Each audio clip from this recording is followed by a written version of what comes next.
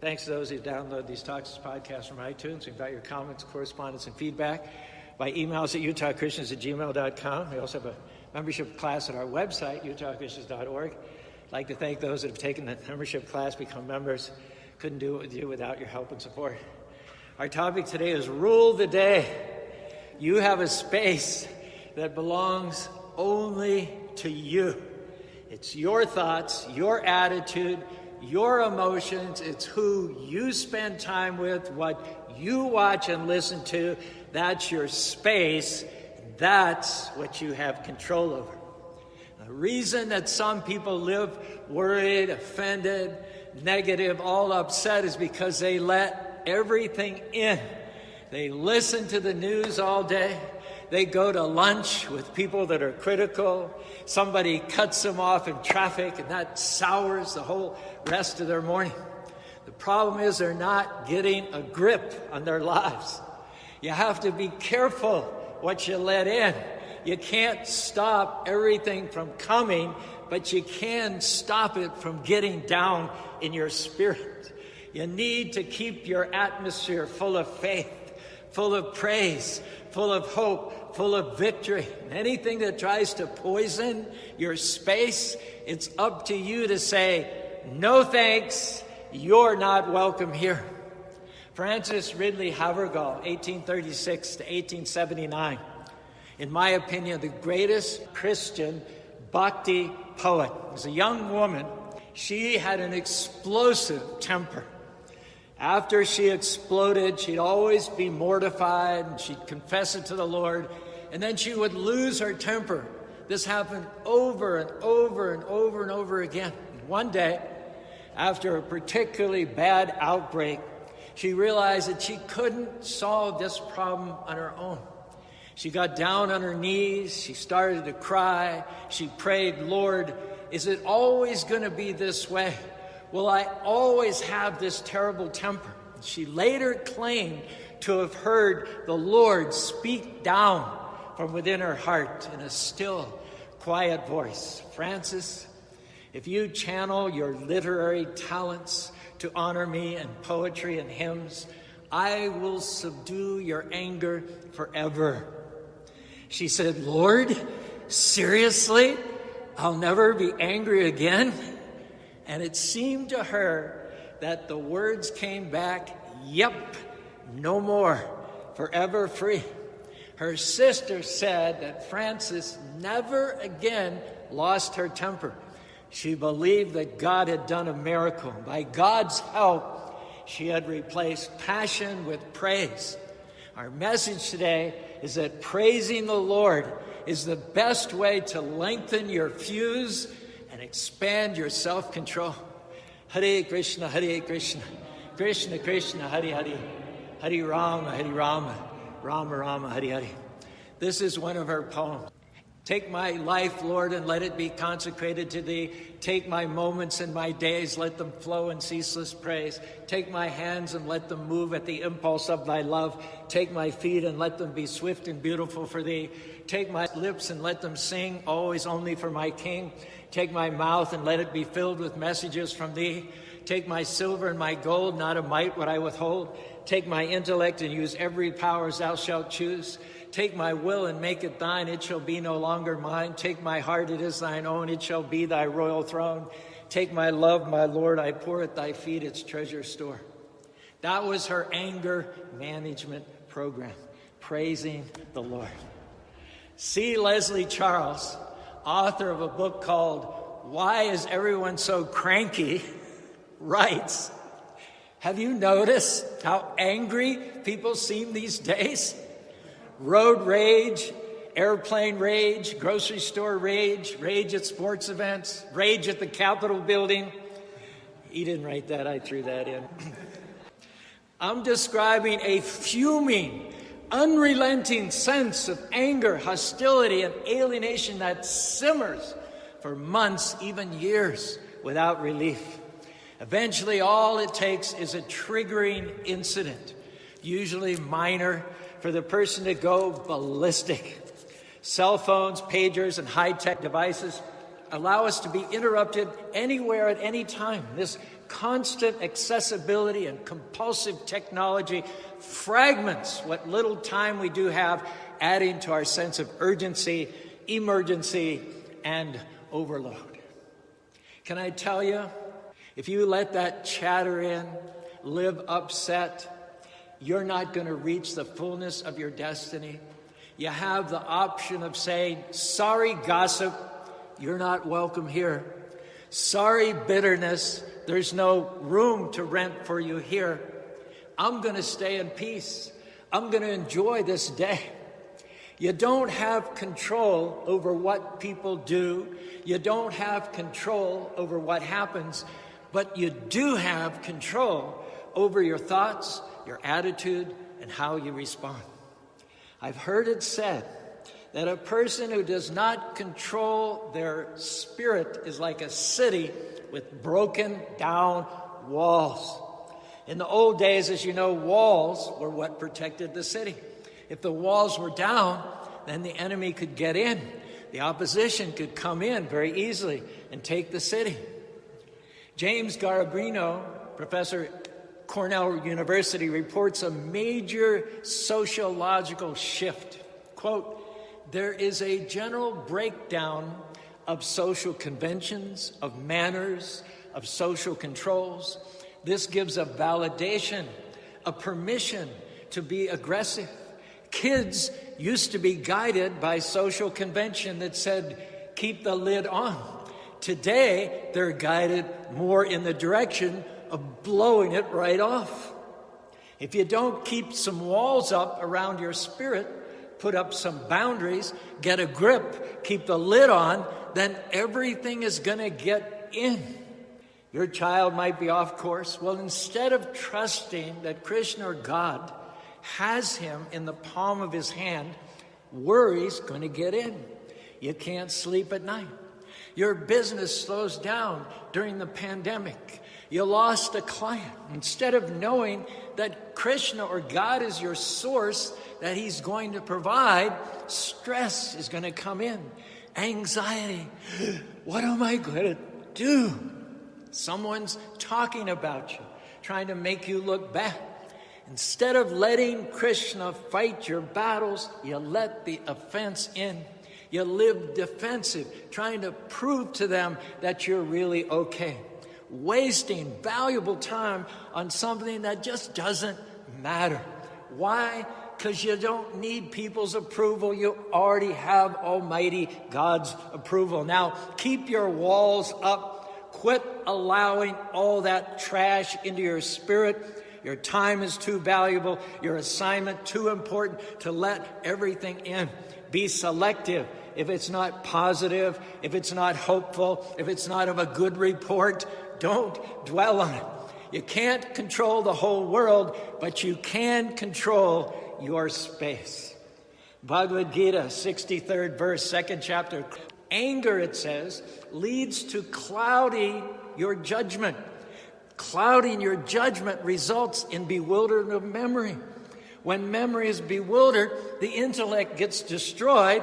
When the intellect is destroyed, one's whole life is ruined. All from letting the little things in. It snowballs. Negative things are going to come, but our message today is you need to remember you are the ruler of your space. You have the authority to decide on what it is that you're going to let in. We turn on the news these days and there's so much that's negative. We hear about how bad the pandemic is, the divisiveness in politics, the unrest in our society. If you let all that division in you, the disrespect, the anger, it's going to pollute your thoughts, steal your joy, make you sour. You have to be proactive. What are you watching? What are you listening to? Is it building you up? Is it making you more positive? Is it making you more hopeful? Or is it just tearing you down, stressing you out, getting you angry, upset? You don't need that in your space. Life is hard enough without adding all these negative things in to make it more difficult. A man in Utah County told me how he drove to work every day listening to talk radio. It's about news and politics.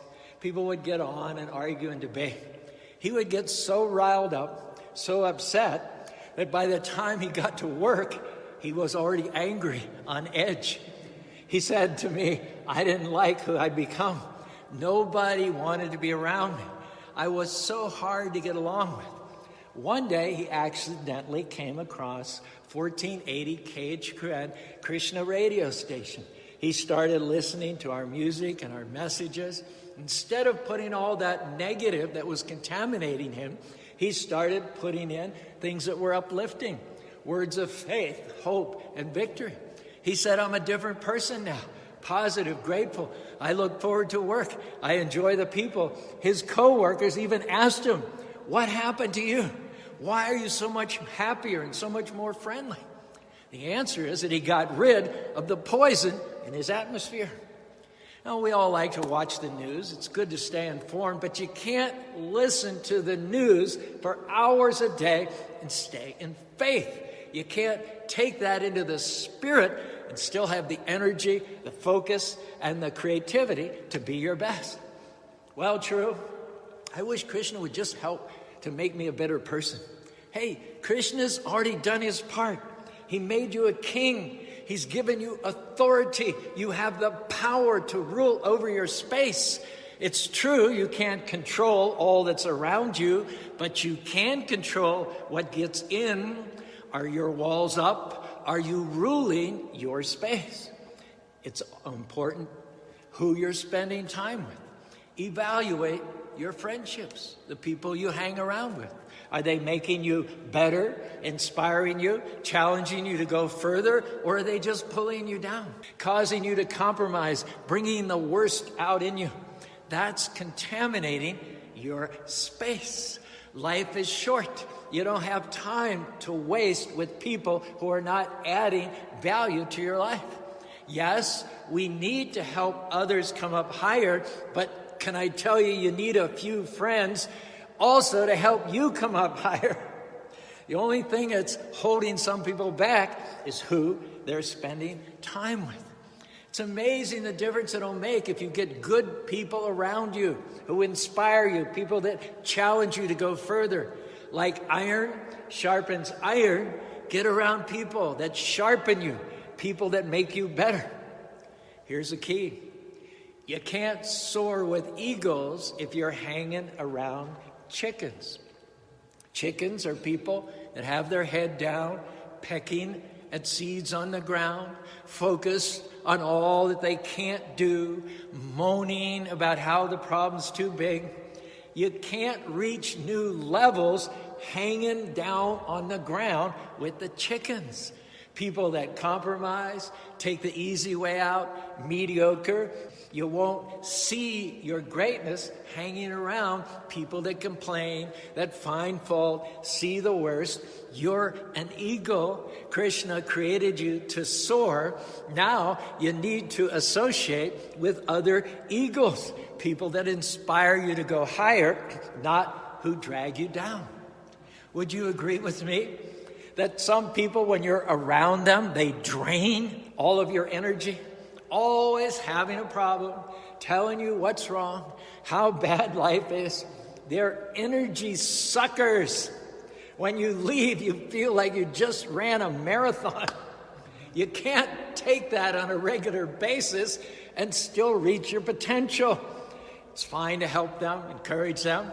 But if you're doing all the giving and never receiving, you're going to be out of balance. You need someone who encourages you, someone who speaks life into you. Don't sit inactive around people who you know are limiting you, not bringing out the best in you. Well, true. If I don't hang around them, I won't have any friends. I'll be lonely. Yes, you may be lonely for a season, but someone else will come along. Krishna will bring you new friends, better friends, people that push you up, don't pull you down. You can't rule other people's lives. You can't make them do what's right, but you can rule your own life. I've heard it said, hold your peace, remain at rest, and Krishna or God will fight your battles. Right now, even you may be in a situation that's unfair. Somebody did you wrong. You're dealing with an illness. You went through a divorce. You could be worried, bitter, upset. You can't control what happened. You can't make that go away. This is the point in your life where you have to dig down deep and say, I'm keeping my walls up. I'm not letting that negative into my spirit. I'm going to keep singing praises, keep thanking Krishna, keep speaking victory into my life. When you remain at rest, at peace, Krishna is going to go ahead and fight your battles. Krishna is going to take care of your enemies. Krishna is going to pay you back for all the unfair things. He'll give you beauty, it is said, for those ashes. But you have to do your part and not be controlled by what you have no control over in the first place. You can't stop the critics, the unfair things from coming, but you can learn that they are sent just to test you, to see if your walls are strong in the Lord. Hare Krishna, Krishna Krishna, Hare Hare, Hare Rama, Rama Rama, Hare Hare. A lady told how one of her husband's relatives was very opinionated. He was constantly making these cutting, demeaning remarks towards her. This couple hadn't been married that long, and every time they were at a family get-together, this man would invariably say something that offended her. She would get upset, and it would end up ruining the whole trip, just like clockwork. Happened time and time again. She got to where she dreaded going to these family get-togethers. Finally, she told her husband, you have to do something about that man. He's your relative. She expected him to say, you're right, dear. Nobody should talk to you like that. I'm going to go and set him straight. But the husband said, I love you, but I can't control him. He has every right to his opinion. He can say whatever he wants, but you have every right not to let it offend you. He was saying you have to rule your space. You have to put your walls up. You can't keep the offenses from coming, but you can't keep them from getting in. Do you know that day was a complete turning point for that lady? The man didn't change. She changed. She quit letting it upset her. And when you allow other people to contaminate your space, you're giving away your power, letting them control you. Sometimes we're waiting for the circumstances to change. When this pandemic is over, then I'll quit being distressed. When my boss treats me better, then I'll quit dreading going to work. When I get through this illness, then I'll quit being so worried. No, rule your space now. You have the authority to allow in only what you want. You don't have to let the offense in, the worry, the self-pity. Just quit dwelling on it. When it comes up in your mind, turn it around. Krishna, thank you that you're fighting my battles. Thank you that your being for me is more than the whole world being against me. Once the demigods all gathered, they had become curious to know which of Brahma, the creator, Vishnu, the preserver, or Shiva, the destroyer, was the most self-controlled and unshakable. They deputed the sage Bhrigu Muni to find out. Bhrigu, first of all, went to his father's residence in Brahmaloka. When Bhrigu reached his father, Lord Brahma, he purposefully did not offer his obeisances, either by bowing down or saying prayers. Now, it's the duty in this culture especially of a son to offer respects when he approaches his father. Bhrigu Muni, trying to provoke his father, purposely failed to offer respects just to see his reaction to this negligence. And sure enough, Lord Brahma lost his cool. He was very angry at his son's impudence. He was even prepared to curse Bhrigu, but then he checked himself, remembering that Bhrigu was his son. He controlled his anger with his great intelligence. It means that as the creator, the quality of passion was very prominent in Lord Brahma. However, to his credit, he had the power to control it. His controlling his anger is likened to fire and water. Water is produced from fire in the beginning of creation, but paradoxically, then fire can be extinguished by water. Similarly, although Lord Brahma was very angry due to his quality of passion, he could still control his passion because Bhrigu Muni was his son. In the Bhagavad Gita, chapter 6, verse 27, Prashantam manashahyam yoginam shuka uttamam upaiti shanta rajasam brahma bhuta akalmasham. The yogi whose mind is fixed on me, Krishna says, attains the highest happiness. By virtue of his identity with the Supreme, he's liberated, his mind is peaceful, his passions are quieted, and he's free from sin. When trouble comes, the message is you don't have to get upset. When your plans don't work out, you don't have to fall apart. Someone is rude, you don't have to get offended. Why? Because you have the power to remain calm.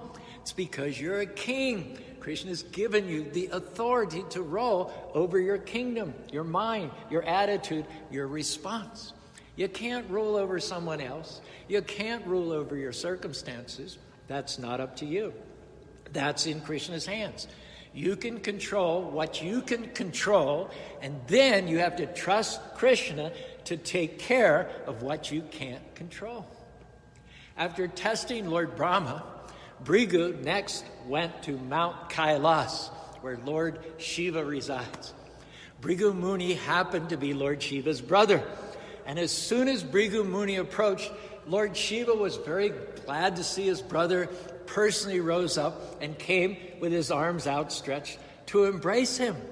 But when Shiva approached, Bhrigu refused to embrace his brother, saying, "My dear brother, you're always impure. You smear your body with ashes. You hang around crematoriums. You're not very clean. When was the last time you took a shower anyway? Don't touch me." And when Bhrigu Muni failed to embrace his brother, saying that his brother was impure, Lord Shiva became extremely enraged. When Lord Shiva heard Bhrigu's verbal insult, his eyes grew red with anger, and with uncontrollable rage, he took up his trident, prepared to kill Bhrigu Muni. At that time, Parvati grabbed his arm, saved the situation by then falling down at the feet of her husband, and with her sweet words, she talked him out of killing Bhrigu Muni. So we learn from this that when you've had a setback, when someone insults you, you're facing opposition, an unfair situation, your reactions are very important. You're going to, from time to time, be bombarded. Your space, your mind, your emotions. Krishna will even use other people to discourage you, to get you worried, to tempt you to go around full of doubt, moaning, "Why did this happen?" That's when you have to take hold of your authority and say, "No, I'm not allowing that in my space. I'm not dwelling on it. I'm not going to allow myself to be provoked by it. I'm not going to relive my hurts. I'm not thinking about what didn't work out. I'm staying in faith because I know that Krishna is still on the throne. I know that he did not bring me this far to leave me. I know that the enemy wouldn't be trying to stop me if there wasn't something awesome in my future." After being saved by the anger of Lord Shiva, Bhrigu went directly to the planet of Shwetadweep, where Lord Vishnu, Krishna, was lying on a bed of flowers in the company of his wife, the goddess of fortune, who was engaged in massaging his lotus feet. Let's backtrack. The offense he gave to his father Brahma was mental. He just neglected to do something. The offense he gave to his brother Lord Shiva was verbal, which was a more serious offense. The offense that he's going to do to Vishnu is corporeal. He's going to do a bodily offense to Lord Vishnu, which is the greatest of all offenses. He approached Lord Vishnu, who was lying down. Bhrigu Muni purposely committed the greatest sin. What did he do? He kicked the chest of the supine Lord Vishnu right in front of the goddess of fortune. Did the explosion come? Did the eruption? Did the volcano blow? Not at all. Nothing happened. Because only Vishnu is all merciful, completely untouched by passion and ignorance. Only Vishnu is unprovocable, unshakable. Only Vishnu is completely in the mode of goodness. Instead of becoming angry or cursing Bhrigu, Lord Vishnu immediately got up, offered obeisances to the Brahmin, saying, "My dear Bhrigu, it is my great good fortune that you have come here. Please sit down on this cushion. I'm very sorry that when you first entered my home, I did not stand up to receive you properly. My dear Brahmin, I know that your feet are very soft like a lotus flower, and my chest is as hard as a thunderbolt. I am therefore afraid that you may have felt some pain by kicking my chest. Let me touch your feet to relieve the pain you may have suffered."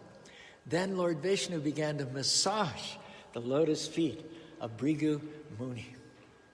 In the Bhagavad Gita, 70th verse, 2nd chapter, "Apoyamanam acharapitam samudram apropishanti yadvat kama yam propishanti devashito pratinikushudan." A person who is not disturbed by the incessant flow of desires that enter like rivers into the ocean, which is ever being filled but was always still, such a person can alone achieve peace, and not the man who strives to satisfy such desires. If you'll follow the lead of Lord Vishnu, take the high road, give offenders mercy, control what you can control, rule your space, your thoughts, your attitude, then Krishna will do his part. He'll make things happen that you couldn't make happen on your own. Can I suggest that when you get up in the morning, make the decision, I'm going to rule my thoughts today. I'm not just going to think whatever comes to mind. I'm going to think on purpose thoughts that are positive, hopeful, encouraging. I'm going to rule who I spend time with today. Not just anyone. I'm going to be selective. I'm going to associate today with eagles. I'm going to be the best. I'm going to be grateful. I'm going to stay in peace. I'm going to rule my emotions today. I'm going to forgive the wrongs. I'm going to overlook insults. I'm going to give people the benefit of the doubt. It's important to make this decision ahead of time, before you leave the house. Nothing that happens today is going to upset me. I'm going to stay in peace. When the difficulties come, the traffic is bad, my boss is rude, my child has a problem, I'm already pre-decided that I'm not going to be provoked. I'm going to rule this day. I'm going to have my walls up. I'm not going to live upset. We should go through each day expecting the best, but knowing that everything may not be perfect. There may be delays, interruptions, people that are hard to deal with. Don't let that ruin the day. Rule the day. Keep the negative out of your space. Krishna, or God, is directing your steps. Whatever happens is not a surprise to him. He's given you the power to remain calm in times of adversity. It doesn't say power to avoid adversity. It doesn't say the power to not have challenges, the power to have a perfect day. That's not within our power, but it is within our power that every day be perfect if we rule our space. Quit waiting for the circumstances to be perfect. You can have a good day in the middle of a pandemic. You can have a good day even though you have challenges at work. You can have a good day even when you're dealing with an illness. You can have a good day even though some people don't like you. Stay calm, stay in faith, and rule the day. Make the decision. This is a day the Lord has made. I'm going to live it in faith. I'm going to be happy. I'm going to be good to others. I'm going to make the most of this day. I'm going to honor the Lord by chanting rounds on my beads. Hare Krishna, Krishna Krishna, Hare Hare, Hare Rama, Rama Rama, Hare Hare. In this broken world, people are always trying to bring their atmosphere into your space. Those people are hurting. Those people have issues. Those people are dealing with things. They're always trying to put their poison in you. Now, they're not bad people. They're just hurting people. Now, the mistake that we all too often make is taking the bait. We let the offense in. We get upset due to them, what they did to us. Well, I'm here tonight to tell you, you don't overcome evil with more evil. You overcome evil with good. You've heard the phrase, kill them with kindness.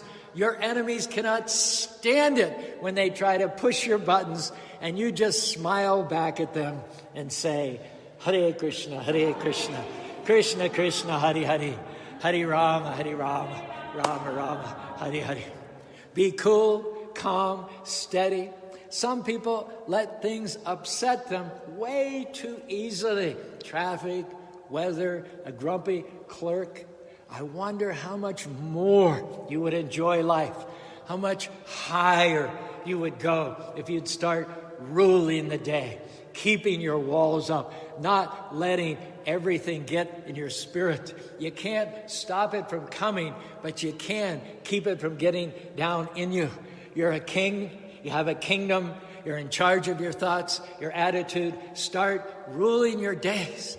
Make this decision that when you get up in the morning, that you're going to stay in peace. You're not going to let things upset you. You're going to be calm, cool, and steady. If you do this, I believe you're not only going to enjoy your life more, but you're going to see more of Krishna's favor, more of his blessings. He's going to fight your battles and take care of what's trying to stop you. You're going to rise higher, overcome obstacles, and see new levels of your destiny in this life. And next life, you're going to go back to home, back to God. Hare Krishna, Krishna Krishna, Hare Hare, Hare Rama, Rama Rama, Hare Hare.